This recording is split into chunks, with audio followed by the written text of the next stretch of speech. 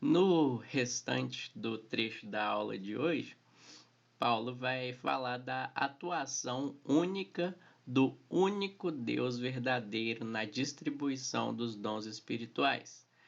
A gente já viu qual foi a motivação inicial de Paulo quando ele começou a escrever sobre isso, que foi o passado idólatra e politeísta dos coríntios, quando eles criam em mentiras. Agora eles precisavam ser reensinados a pensar de modo cristão. Vamos ler o texto e note como Paulo repetidamente enfatiza que só há um único Deus envolvido na distribuição dos dons espirituais. Ele diz o seguinte: há diferentes tipos de dons, mas o Espírito é o mesmo. Há diferentes tipos de ministérios, mas o Senhor é o mesmo. Há diferentes formas de atuação, mas é o mesmo Deus quem efetua tudo em todos. A cada um, porém, é dada a manifestação do Espírito visando ao bem comum. Pelo Espírito, a um é dada a palavra de sabedoria, a outro, pelo mesmo Espírito, a palavra de conhecimento, a outro, pelo mesmo Espírito, versículo 8. Pelo Espírito, a um é dada a palavra de sabedoria, a outro, pelo mesmo Espírito, a palavra de conhecimento, a outro, fé, pelo mesmo Espírito, a outro, dons de curar, pelo único Espírito, a outro, poder para operar milagres, a outro, profecia, a outro, discernimento de espíritos, a outro, variedade de línguas, e ainda a outro, interpretação de línguas. Todas essas coisas, porém, são realizadas pelo mesmo e único Espírito, e ele as distribui individualmente a cada um como quer. Bem fácil de perceber essa ênfase de Paulo, né, pessoal? De que há apenas um único Deus envolvido na distribuição dos dons espirituais. Então, antes da gente percorrer o texto verso a verso, vamos atentar para essa ênfase e ver o que nós podemos dizer sobre ela. Como a gente viu na parte anterior, a igreja de Corinto era uma igreja de maioria gentílica, de não-judeus. No passado, antes deles se converterem ao cristianismo, os coríntios, assim como a maioria dos demais gentios, cultuavam os deuses do panteão greco-romano. A religiosidade deles era essencialmente politeísta. E você sabe, pelos filmes que você já viu, que os deuses greco-romanos eram concebidos de modo que cada deus tinha, digamos assim, um domínio sobre uma determinada dimensão da realidade. Como assim? Você tinha o Zeus, né?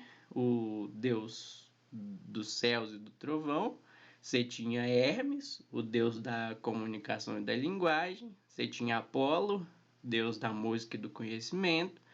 Você tinha Artemis, a deusa da caça e dos animais, enfim. Havia uma variedade de deuses, cada um detendo o poder sobre um determinado aspecto da realidade.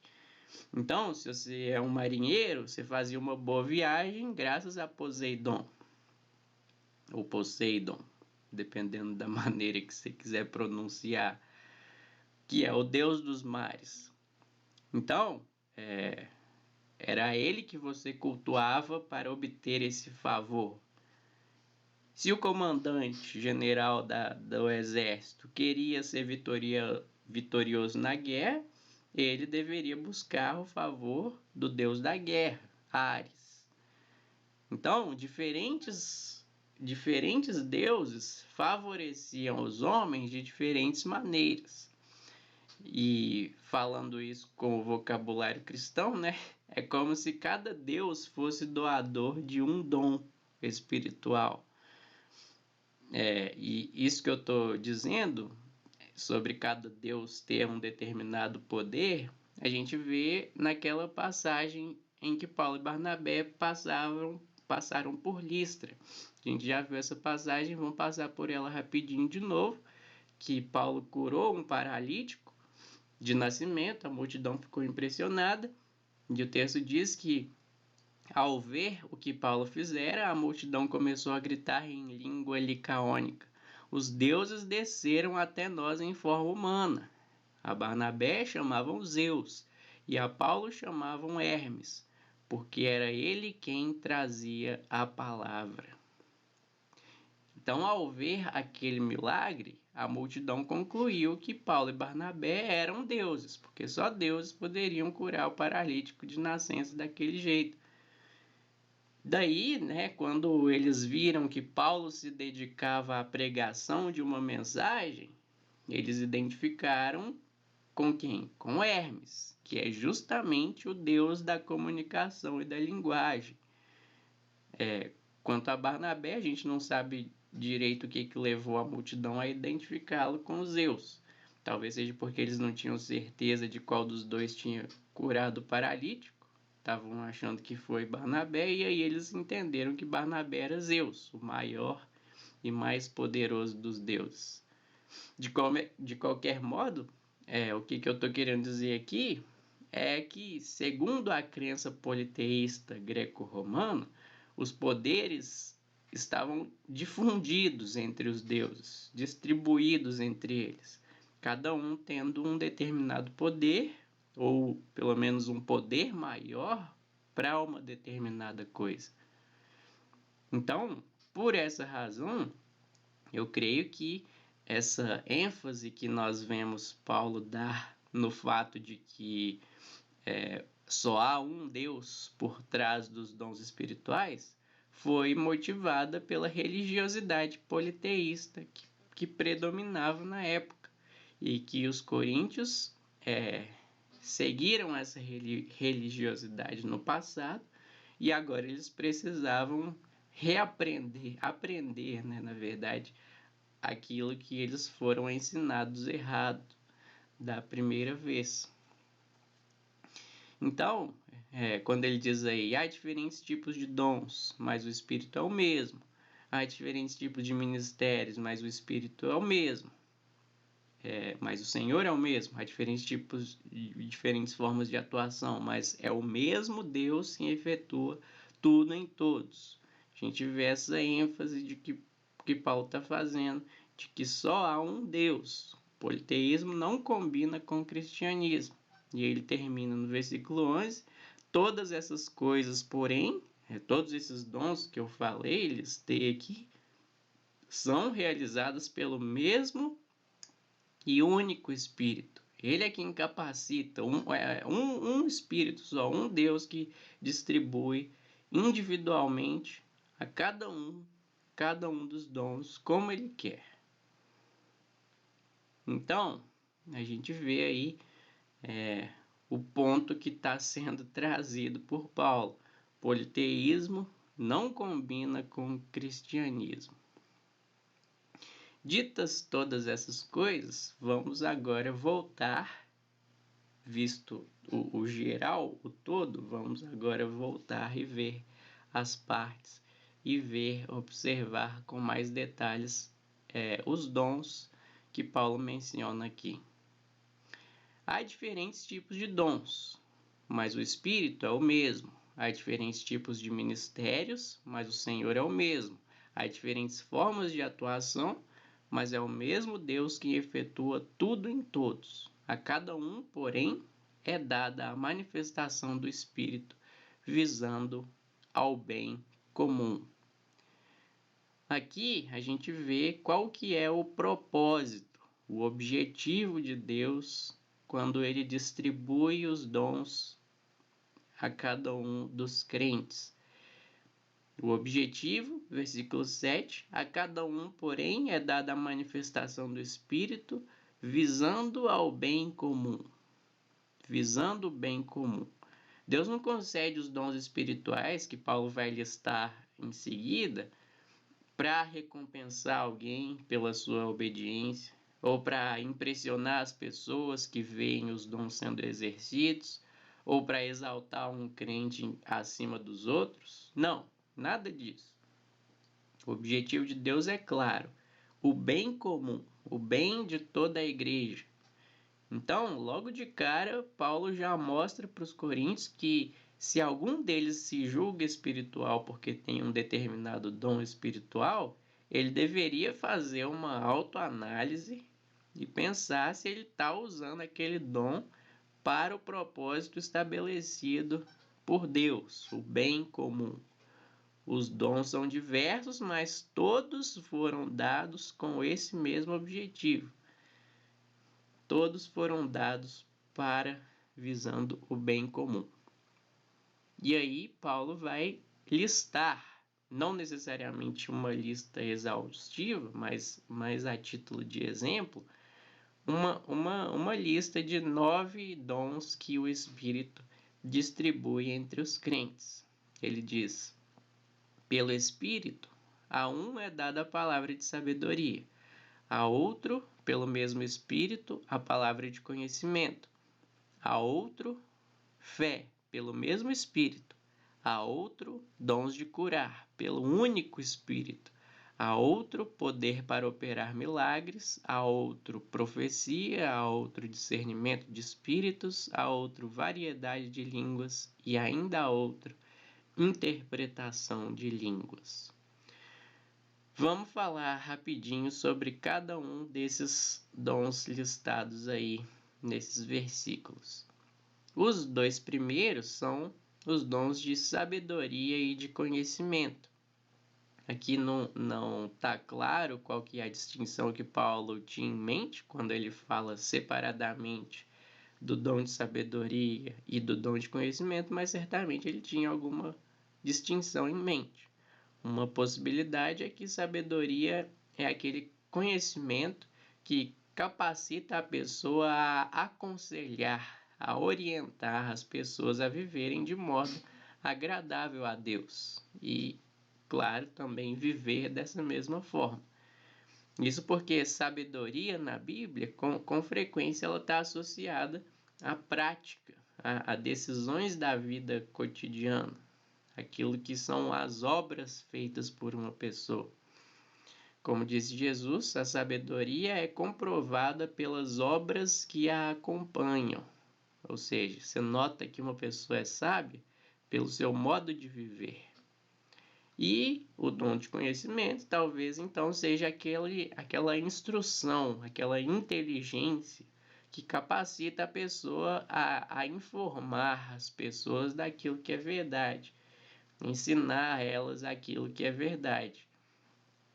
Você percebe a diferença? Uma coisa é a capacidade de aconselhar e a outra é a capacidade de informar, de dizer aquilo que é o ensino de Deus. Mas assim, eu não estou afirmando categoricamente que essa seja a distinção que Paulo tem em mente. Estou apenas apresentando uma possibilidade. A verdade é que sabedoria e conhecimento, mesmo nessa distinção que eu sugeri, são apenas gêneros, espécies do mesmo gênero, né? Para usar aí uma analogia da biologia. Por quê? Porque o sábio tem algum tipo de conhecimento. E quem tem conhecimento é sábio em alguma área. Então, os dois, né, tanto o sábio quanto o conhecimento, quanto conhecedor, né, eles estão bem próximos um do outro. Para o nosso apreço do ensino de Paulo aqui, basta que a gente considere isso, que Deus dá diferentes tipos de conhecimento a diferentes pessoas, visando o bem comum. Depois desses 2 dons, nós temos o dom da fé. Obviamente não trata aqui do dom da fé comum dos crentes, o dom de crer que Jesus Cristo é o Filho de Deus que morreu pelos nossos pecados. Porque esse dom todo mundo tem, todos os crentes têm. Talvez Paulo esteja se referindo aqui a uma certeza, uma convicção nas palavras de Deus que é maior em alguns do que em outros. É aquele dom que faltou a Pedro quando ele andou sobre as águas em direção a Jesus e duvidou, né? Pedro era um verdadeiro crente em Jesus Cristo, mas ele tinha suas dúvidas. Como diz Jesus, homem de pequena fé, por que você duvidou? Pedro tinha fé? Sim, porque para que a fé seja pequena, ela tem que existir. Mas faltou ali uma confiança maior, como também faltou quando ele negou a Jesus Cristo 3 vezes. Ele não teve aquela convicção inabalável de Sadraque, Mesaque e Abednego, que foram para a fornalha ardente de peito aberto, prontos para morrer pela verdade. Então faltou aí fé em Pedro. Por outro lado, em Atos, nós vemos um outro Pedro muito mais fortalecido na fé, pronto para enfrentar de cabeça erguida o sinédrio que tinha acabado de assassinar Jesus Cristo. Outro exemplo de fé grande, fé pequena que nós vemos na Bíblia é os exemplos de Maria e Zacarias. Ambos receberam a notícia do anjo Gabriel de que eles teriam filhos. Maria teria Jesus e Zacarias teria João Batista.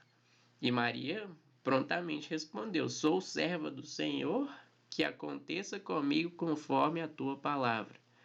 Mas Zacarias duvidou. Como posso ter certeza disso? Sou velho e minha mulher é de idade avançada. E aí o que aconteceu? Ele ficou mudo, como um castigo, até o nascimento de João Batista. A gente está falando de dois crentes, dois verdadeiros crentes no Deus de Israel. Mas a convicção, né, a certeza de alguns crentes, ela é maior do que em outros. Então esse é o dom da fé. Em seguida, Paulo menciona o dom de curar. Sobre esse dom, não tem necessidade da gente alongar na explicação, é o dom de restaurar a saúde das pessoas, livrando elas das enfermidades delas. É os dons que os apóstolos exerceram aí diversas vezes no seu ministério, curando cegos, paralíticos, ressuscitando mortos, enfim. Esse é o dom de curar.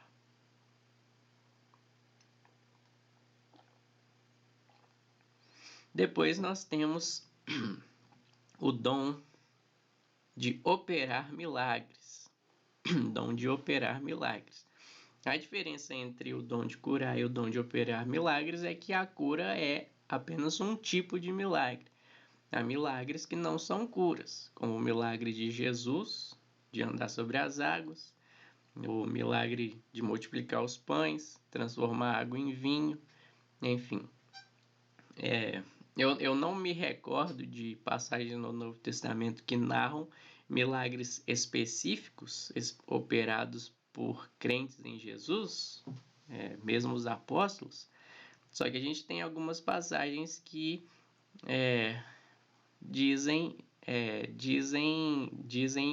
falam de operações de sinais e maravilhas performadas por meio dos crentes.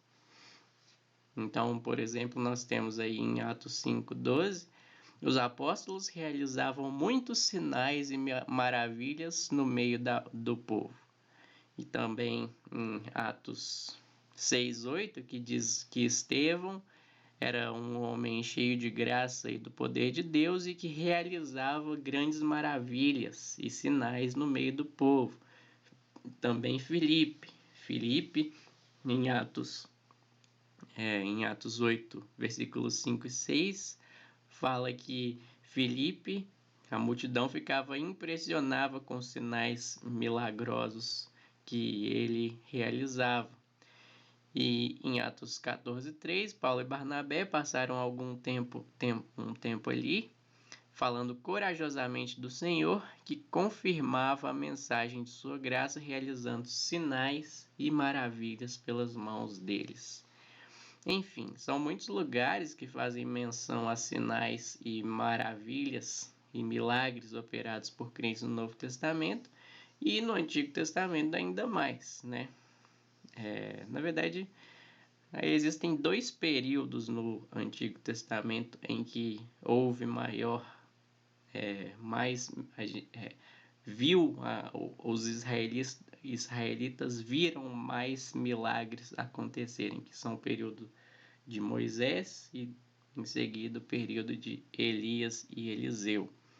Mas então a gente vê, né, esse dom de operar milagres também em crentes no Antigo Testamento, como Eliseu, que multiplicou multiplicou o azeite daquela viúva pobre, também multiplicou os pães para 100 homens, e também aquela vez que ele fez o ferro de um machado que caiu no Rio Jordão flutuar, né, boiar na água. Então, esse é o dom que ele tinha, né? E ele também, Eliseu e Moisés e outros crentes. Esse é o dom de operar milagres. Em seguida, nós temos o dom de profecia, que é receber revelações de Deus e anunciar essas revelações aos crentes. Assim como no caso do dom de operar milagres, o dom de profetizar é geralmente mencionado no Novo Testamento de modo genérico, né, sem especificar quais são as profecias anunciadas. Por exemplo, lá em Atos 21:8, a gente lê que Filipe, o evangelista, tinha 4 filhas virgens que profetizavam, mas não nos diz nada sobre o conteúdo do que elas profetizavam. Há alguns episódios de profecias específicas, como o profeta Ágabo, que predisse a grande fome que sobreveio ao Império Romano durante o reinado de Cláudio, né? E também temos o profeta Ágabo, não necessariamente o mesmo Ágabo da profecia anterior, mas o que predisse que Paulo seria preso em Jerusalém. Mas tirando essas duas passagens, o que a gente tem no Novo Testamento é, em sua maior parte, as profecias dos próprios apóstolos registradas em suas cartas, quando eles anunciam e explicam revelações que eles receberam da parte de Deus. Depois tem o dom de discernimento de espíritos, que é a capacidade de identificar a procedência dos espíritos. Aqui a gente não está falando apenas de espírito de demônio, ou seja, saber se alguém está endemoniado ou não. Nós estamos falando também de homens, espíritos humanos. É a capacidade de identificar quando uma pessoa é, por exemplo, um falso profeta, ou então um hipócrita, um mentiroso. O apóstolo João escreve dizendo o seguinte: Amados, não creiam em qualquer espírito, mas examinem os espíritos para ver se eles procedem de Deus, porque muitos falsos profetas têm saído pelo mundo. Então, João está falando justamente do exercício do dom de discernir espíritos, que é algo que a igreja deveria fazer. E por fim, nós temos os dois últimos dons, que são os dons de falar em línguas e de interpretá-las. O dom de falar em línguas é a capacitação que uma pessoa recebe para falar em idiomas que ela não conhece. É a capacitação que o Espírito Santo deu, por exemplo, aos crentes em Jerusalém no dia de Pentecostes. Eles começaram a declarar as maravilhas de Deus em diferentes línguas, de modo que os estrangeiros que estavam ali em Jerusalém, eles entendiam o que estava sendo dito. Eu estou enfatizando que são idiomas humanos por causa do engano comum de se achar que são línguas ininteligíveis, línguas de anjos que ninguém fala. Mas não é isso que a gente vê na Bíblia. Mais adiante, né, quando Paulo falar ainda mais sobre o dom de línguas, ele vai citar uma passagem do Antigo Testamento como se fosse um prenúncio desse dom que viria. E a passagem diz: por meio de homens de outras línguas e por meio de lábios de estrangeiros falarei a este povo, mas mesmo assim eles não me ouvirão, diz o Senhor. Ou seja, a profecia se refere a línguas de estrangeiros, idiomas humanos. Esse é o dom de línguas. E também é esse o dom que aqueles lá no dia de Pentecostes receberam, porque eles falaram em línguas humanas que os outros que estavam ao redor deles podiam entender, os estrangeiros que estavam ali.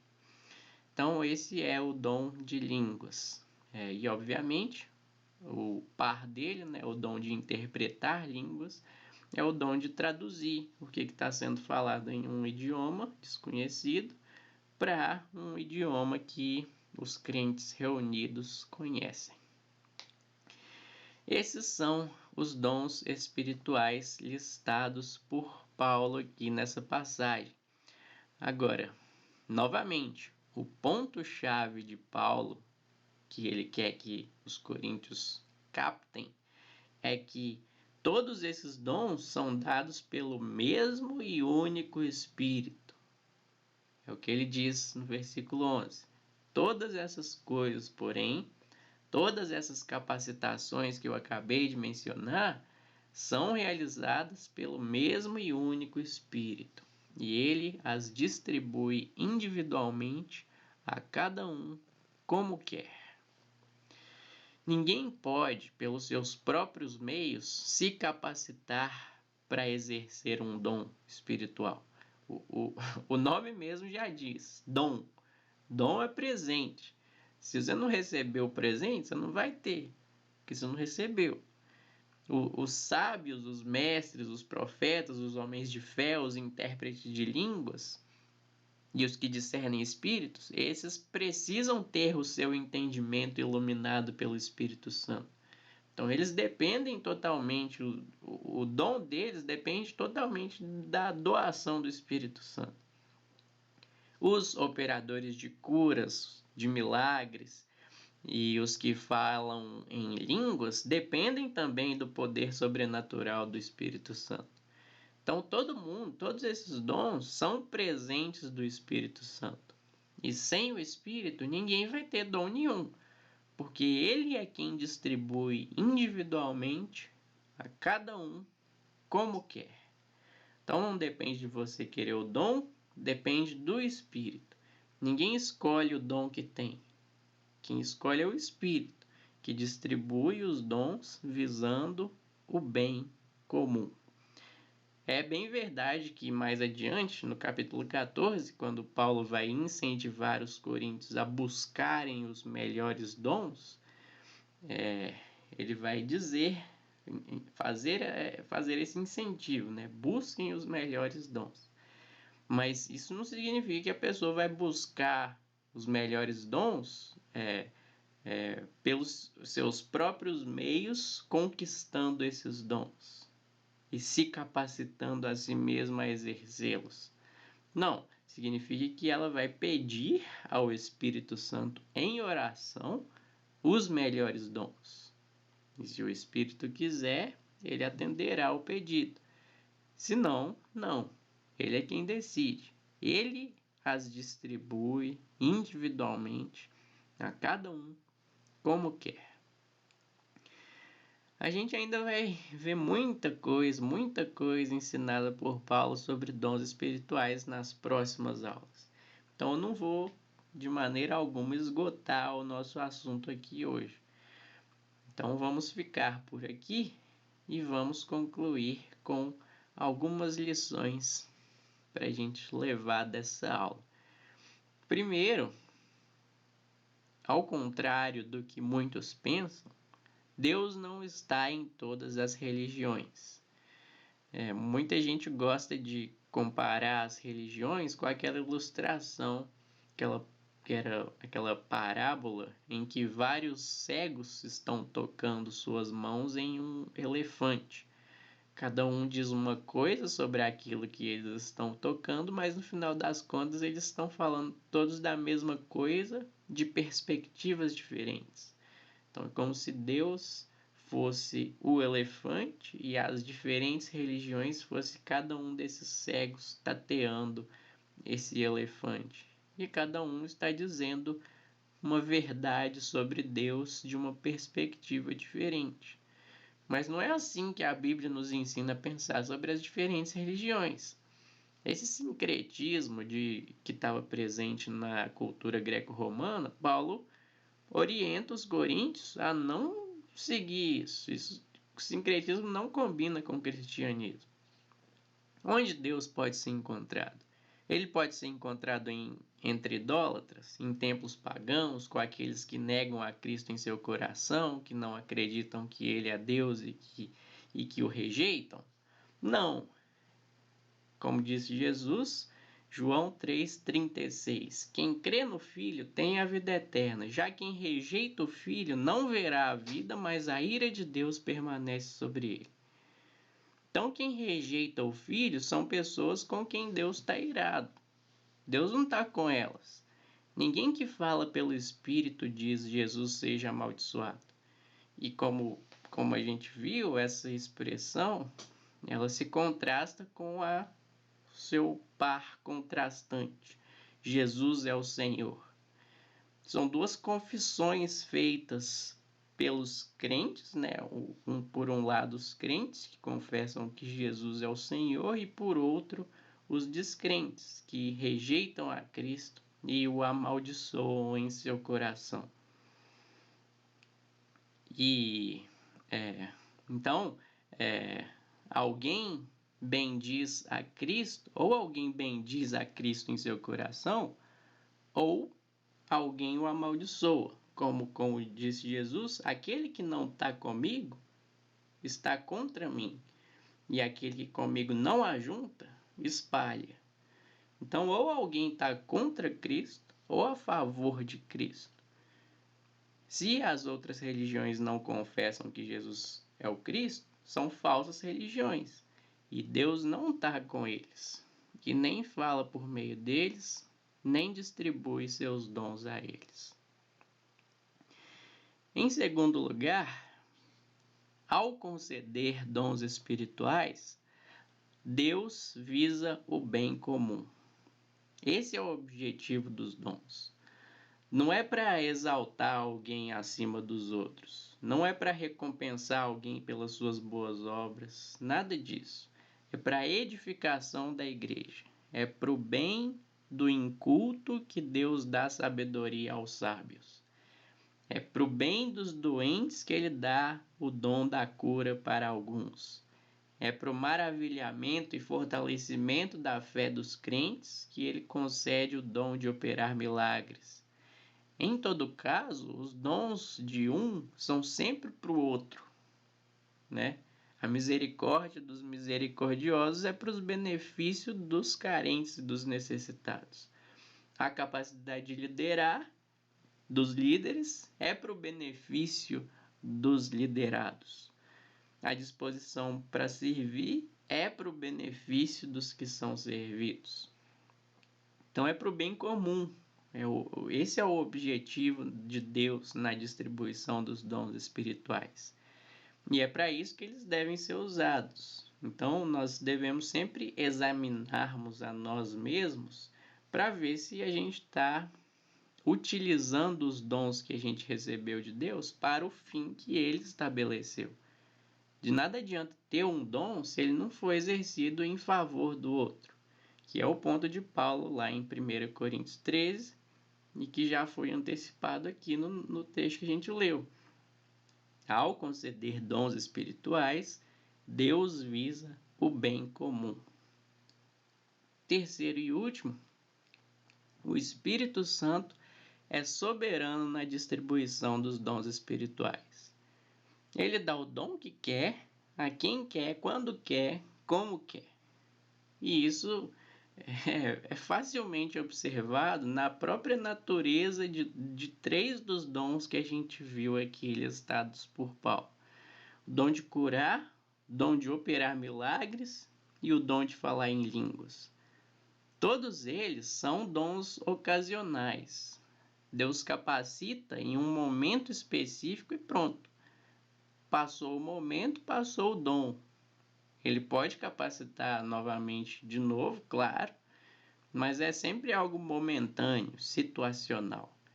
Eliseu, ele não saía multiplicando pão por aí afora. Foi um momento específico. Ele não era igual a Matilda ou Harry Potter, que num passe de mágica pode fazer as coisas flutuarem. Não, ele fez o machado flutuar ali naquele momento, uma vez e pronto.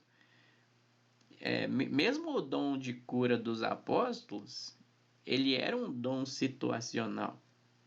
Era frequente? Era, mas não era constante. Por exemplo, lá em Gálatas 4,13, Paulo diz que quando ele foi pregar na Galácia, foi por causa de uma doença que fez com que ele fosse para lá. Nós estamos falando aqui do mesmo apóstolo Paulo, que só de tocar nos lenços dele as pessoas eram curadas, e que foi picado por uma serpente sem sofrer dano nenhum. Mas ele também ficou doente, mesmo tendo sido capacitado diversas vezes para curar outras pessoas. Será que ele não tinha um lenço para ele tocar, um lenço dele mesmo para ele tocar e ser curado? Mas Deus não o capacitou a curar-se a si mesmo ali naquela ocasião, na Galácia. Inclusive, quando ele escreve para Timóteo, Paulo diz assim, instruindo Timóteo sobre o seu problema estomacal, ele diz: não continue a beber somente água, tome também um pouco de vinho, por causa do seu estômago e das suas frequentes enfermidades. Paulo não poderia ter curado Timóteo de vez dessas frequentes enfermidades? Poderia, se o Espírito Santo tivesse capacitado para isso. Mas é o Espírito quem decide quem e quando e como capacitar alguém para curar os outros. O mesmo vale para o dom de línguas. Quem não sabe falar espanhol, se receber o dom de línguas e começar a falar espanhol, não vai sair por aí falando espanhol. Ele vai continuar sem saber falar espanhol. É um dom ocasional. O Espírito é quem distribui os dons individualmente a cada um como quer. O Espírito é quem distribui os dons individualmente a cada um como quer.